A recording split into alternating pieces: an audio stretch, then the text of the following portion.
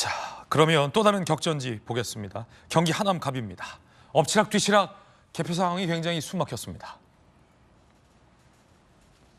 경기 하남갑에서 추미애 후보가 50.6, 이용 후보가 49.4, 1,100표 차. 아슬아슬하게 개표가 엎치락뒤치락 했거든요. 결국 추미애 후보가 50.6%로 당선을 확정지었습니다. 이렇게 되면 추미애 후보는 6선을 갈 거고요. 앞서서 국회의장 나 말고 누가 있냐 이런 자신감을 보이기도 했었는데 그런 자신감에 비해서 개표 결과는 굉장히 간신히 이겼습니다. 유정희는 어떻게 보십니까? 뭐 간신히 이겨도 이기면 되는 겁니다. 그럼요. 사실 몇 표 차이로도 뭐 당선은 변함이 없는 거니까요. 다만 이제 추미애 전 대표에 대해서 여러 지역의 여론조사를 돌려보고 당에서 어디로 배치를 할 것인가에 사실 고민이 좀 길어졌었죠. 그래서 지금 생각하면 동작을에 갔으면 어땠을까? 라는 생각도 지금 듭니다. 오히려 스펙도 비슷하고 네. 나경원 후보하고 판사 출신의 변호사의 또 당대표를 지낸 두 여성 거물 정치인의 대결이었으면 어땠을까 그런 생각을 뭐 해보게 되는데요. 당이 적합한 후보로 판단을 했었겠죠. 그래서 이제 마지막에 가게 된 게 하남갑이었는데 여기도 굉장히 시사하고 상징하는 바가 크죠.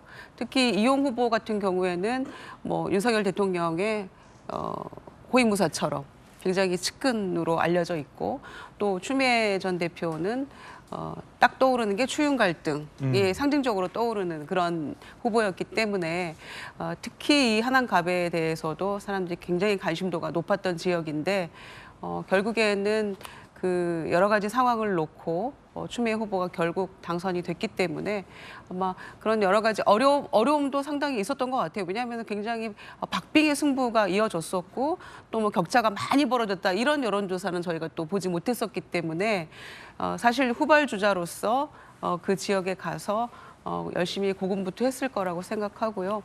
6선 의원이 민주당에 이제 2명이 됩니다. 조정식 사무총장하고 추미애 당선자하고 2명이 되는데 또 이제 아마 국회의장 자리를 놓고 아마 또 여러 얘기들이 나오지 않을까 생각합니다. 예, 국회의장이 굉장히 좀 유력해 보인다라는 말씀도 전해드렸습니다. 자, 이번엔 이것도 화제 지역이었습니다. 변수가 발생한 지역으로도 볼 수 있겠죠. 경기 화성을입니다. 민주당의 공영훈 후보를 꺾고 개혁신당의 이준석 대표가 당선이 됐어요. 개혁신당의 유일한 지역구 당선 의원입니다.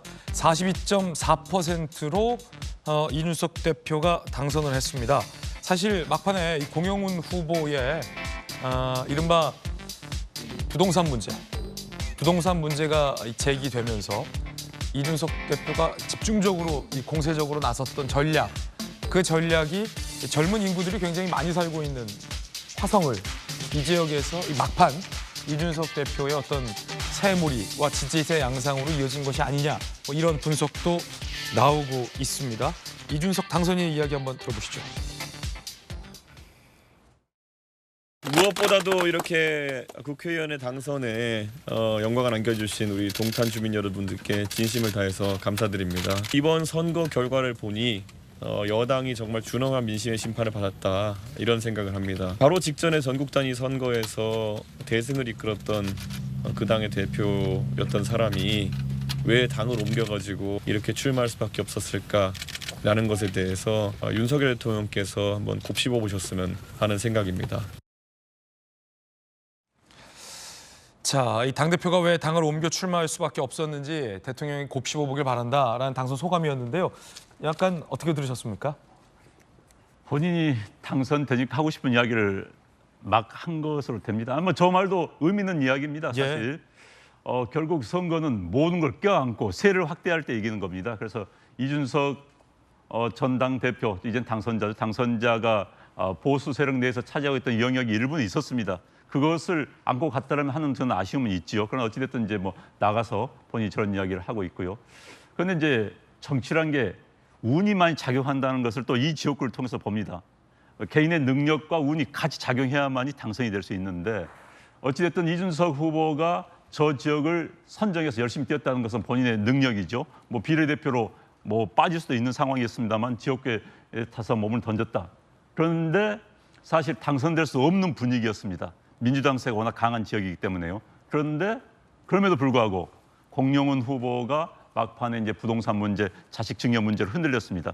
지금 뭐 한 3, 4% 차이 아니겠습니까? 네. 그 3, 4%는 막판에 공영훈 후보의 각종 이른바 부동산 관련 스캔들의 영향을 받지 않았을까 싶습니다. 그건 상당히 운의 영역이죠. 뭐 우리 뭐 오늘 거론하지 않습니다만 뭐 세종의 김종민 후보 같은 경우 뭐 민주당 후보가 그냥 아웃되니까 당선된 거 아니겠습니까? 예. 그래서 정치에는 본인의 능력 플러스 운이 많이 작용했는데 지금 이 케이스 같은 경우 이준석 후보의 선택과 판단이 맞았다. 그리고 거기에는 공영 후보로부터 비롯된 운 영역도 같이 복합적으로 돼서 당선이 되지 않았을까 싶습니다. 네.